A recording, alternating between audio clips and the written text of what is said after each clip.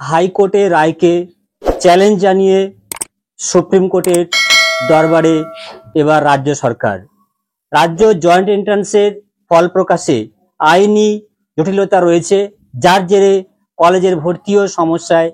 এর সমাধানের লক্ষ্যেই এবার সর্বোচ্চ আদালতে রাজ্য। এ ব্যাপারে জোড়াসাঁকো ক্যাম্পাসে সাংবাদিকদের শিক্ষামন্ত্রী পার্থ বসু বলেন, আমরা দ্রুত আইনি পথে যাব। জয়েন্টে আইনি জট কাটাতে সুপ্রিম কোর্টে রাজ্য।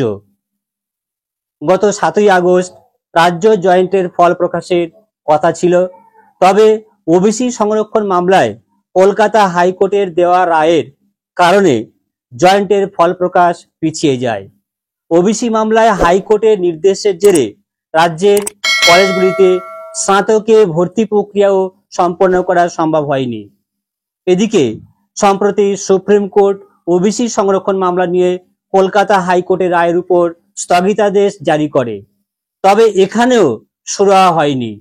সংরক্ষণ নিয়ে কলকাতা হাইকোর্টের বিচারপতি কৌশিক চন্দ্রর বেঞ্চে নতুন করে একটি মামলা দায়ের হয়।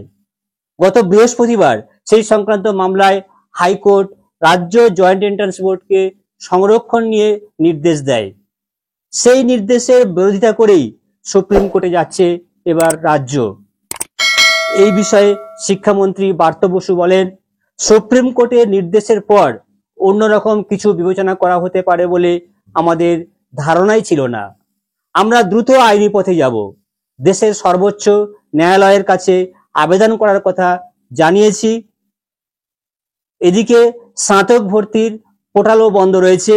এই প্রসঙ্গে প্রশ্ন উঠতে শিক্ষামন্ত্রী বলেন, খুব দ্রুত এর নিষ্পত্তি হবে। ইতিমধ্যেই সর্বভারতীয় স্তরে প্রবেশিকা পরীক্ষা